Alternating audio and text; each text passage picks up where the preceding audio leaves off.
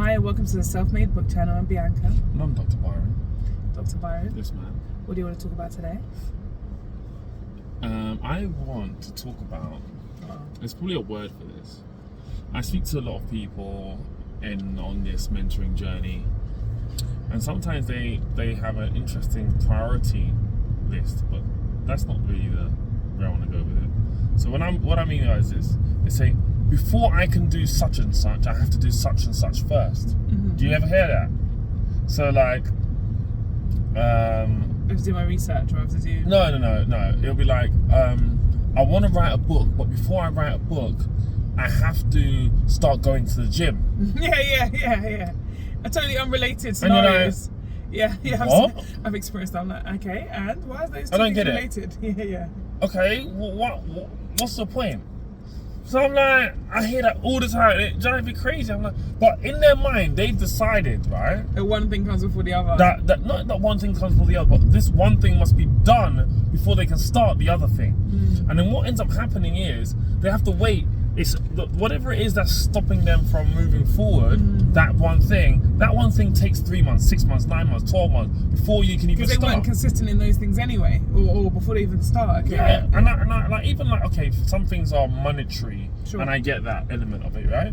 But some things are not. Like, oh, I want to move house first and settle before I start X. Yeah. Okay, if it's a monetary X and you're limited by budget, fine. But often we say, okay, does how are the two correlated? How are the two correlated? Because how much are you spending now on your rent and your thing? Okay, how much are you gonna be spending when you move? Okay, cool. So there's a time element because of whatever, but like whatever that thing is, it's not really an impact. But moreover, sometimes they're nowhere close to moving. And it's like, oh, have you started even looking yet? No.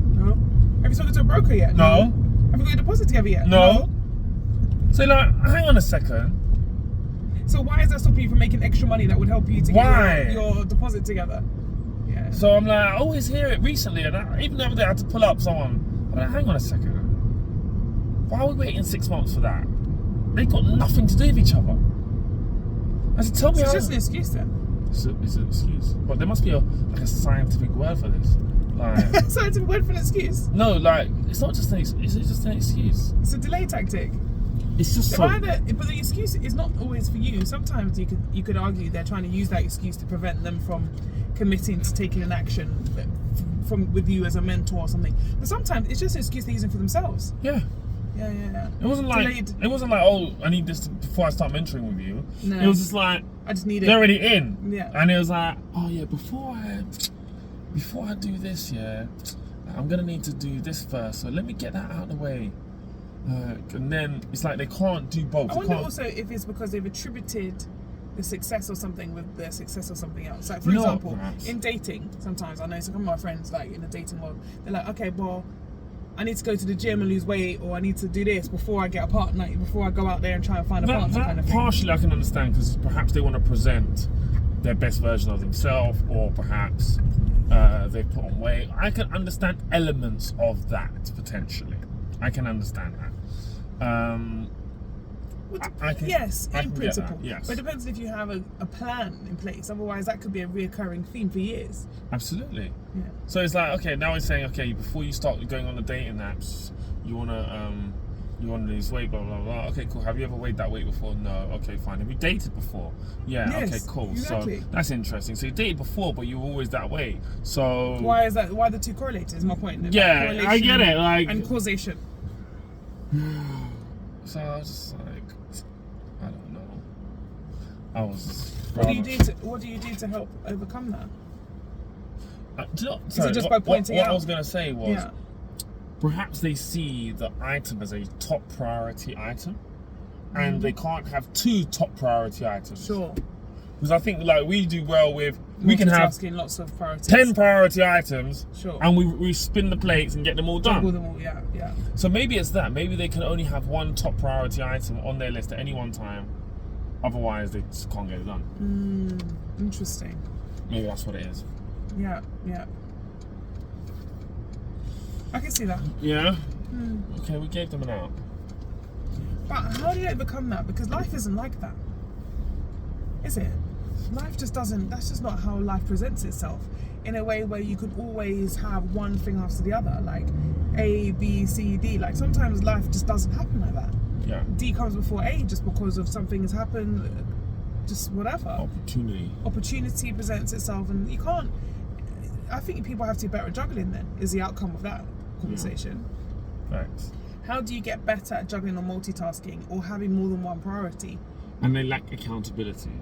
I find in those instances, sure, no one's holding them accountable, so they're just battling against themselves. To say, why are you not just doing this? And that battle against themselves has not proven well over the years, over the time.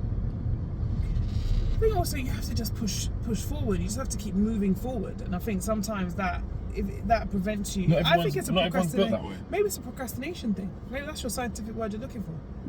It's procrastination. Maybe. Because you just made a decision that one thing can't happen before the other thing, and therefore you can't get on with the other thing, and it's just a way to procrastinate. It's a good excuse. When I was at uni, I had some of them procrastination moments. I was like, you know what? I should eat first. I should definitely eat first. Oh yeah, then before I do it, let me go and eat first. I should eat. And before I start this essay, I should go for a walk because I'm not going to have time to go to the gym later. And before I start, you know what I mean? The two things are not related. It's crazy. Procrastination. Well, that's what I wanted to discuss, and you see it as well, right? Yes, yeah. All the time, unfortunately. Very crazy. Yeah. What? Just do it, guys. Write the list. And you're gonna, in 9 months' time, in 6 months' time, in 12 months' time, you're gonna be in the same position where we left you. Yeah. So in SELFMADE, there's a section called the power move. Write your list of priorities and start executing on your power moves, because it can be so easy to do the easiest things and they make no impact, not pushing you anywhere closer towards your goals. Chapter 2 is Business Survival Kit, also on goal setting. Not trying to plug these things, just informing you. But I think that is the point, isn't it? Be clear about your goals and then be clear about the action required to make them happen, because it's so easy to procrastinate and have paralysis analysis, just overanalyzing everything and getting nothing done. Yeah. All right, well, thanks, Byron, for that one. You're welcome. I'm Bianca. I'm Dr. Byron. And SELFMADE is the home of entrepreneurship. Sure is.